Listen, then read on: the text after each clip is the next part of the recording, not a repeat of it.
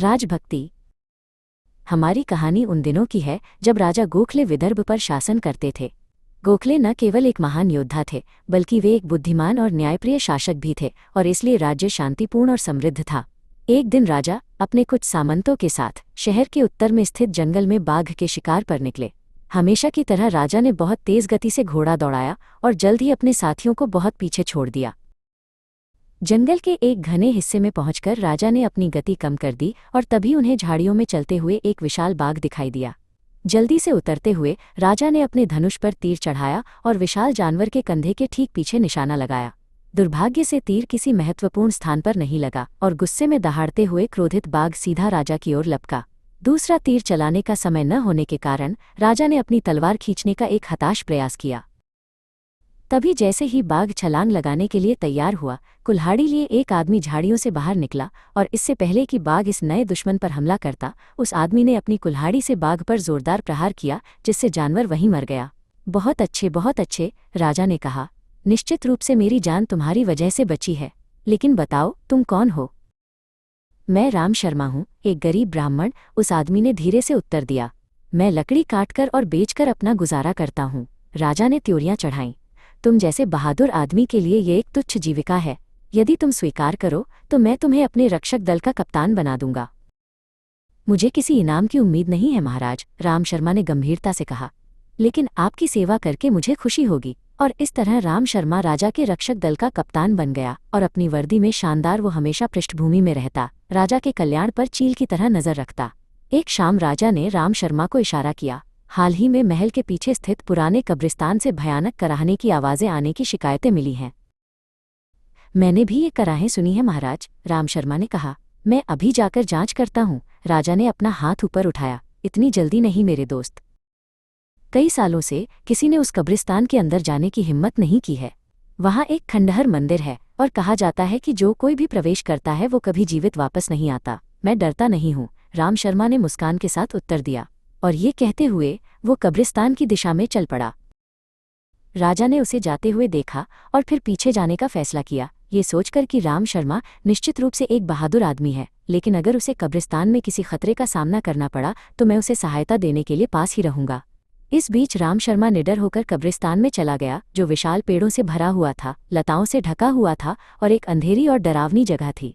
अब कराहने की आवाज़ें बहुत तेज थीं, जैसे कोई भयानक पीड़ा में हो। इधर उधर देखने पर राम शर्मा को जमीन पर बैठी एक बूढ़ी औरत की आकृति दिखाई दी। उसका चेहरा उसके हाथों से ढका हुआ था और जैसे जैसे वो आगे पीछे हिल रही थी, उसका कांपता हुआ शरीर ये भयानक कराहें निकाल रहा था। तुम्हें क्या कष्ट है माई? राम शर्मा ने पास आते हुए कहा। मैं राजा के रक्षक दल का कप्तान हूँ और मुझे आपकी मदद करने के लिए यहाँ भेजा गया है।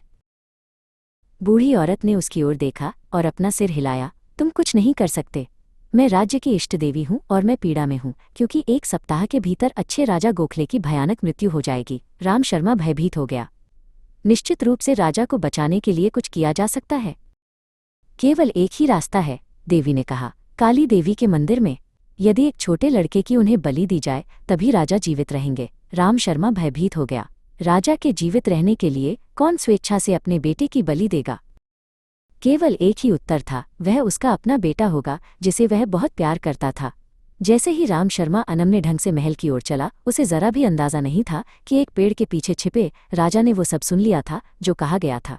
अपने घर में प्रवेश करते हुए राम शर्मा ने अपनी पत्नी को जगाने और उसे उस भयानक अनुष्ठान के बारे में बताने की हिम्मत नहीं की जो उसे करना था, लेकिन रोते हुए अपने सोए हुए बेटे को उठाया, उसे एक कंबल में लपेटा और काली देवी के मंदिर में ले गया। खंडहर मंदिर के अंदर राम शर्मा को एक मूर्ति के सामने खड़ा एक पत्थर का चबूतरा दिखाई दिया। उसने उदासी से सोचा, यहाँ वर्षों से अनगिनत बलिदान दिए गए हैं और अब दूसरे को बचाने के लिए मेरे अपने बेटे को मरना होगा। अपने बेटे को पत्थर के चबूतरे पर धीरे से लिटाकर राम शर्मा ने अपनी तलवार खींची और देवी की स्तुति में एक भजन गाते हुए अपनी तलवार उठाई, लेकिन इससे पहले कि वो अपने बेटे के शरीर में ब्लेड उतार पाता, उसकी कलाई मजबूती से पकड़ ली गई।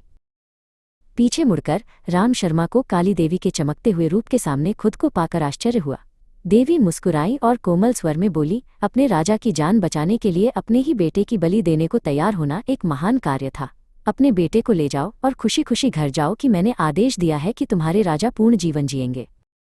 इसके साथ ही देवी गायब हो गई और राम शर्मा खुशी से भरकर अपने बेटे को अपने से चिपका लिया और धन्यवाद की प्रार्थना करते हुए मंदिर से बाहर निकल गया। जैसे ही उसके कदमों की आहट दूर हुई, राजा एक खंभे के पीछे से निकले और अपने विचारों में मग्न होकर चुपचाप मंदिर से चले गए। अगली सुबह राजा ने राम शर्मा को बुलाया और उससे पूछा कि क्या उसे पता चला है कि पुराने कब्रिस्तान में उस सारी कराह के लिए कौन जिम्मेदार था। ये कोई महत्व की बात नहीं थी महाराज, राम शर्मा ने दुर्लभ सरलता के साथ कहा। मुझे कब्रिस्तान में एक बूढ़ी औरत मिली जो अपने प्रियजन के खोने का विलाप कर रही थी। मैं उसे सांत्वना देने में कामयाब रहा और उसे घर भेज दिया। मुझे ये जानकर खुशी हुई कि ये केवल एक महिला थी जो अपने दुख में कराह रही थी, राजा ने हल्की मुस्कान के साथ कहा।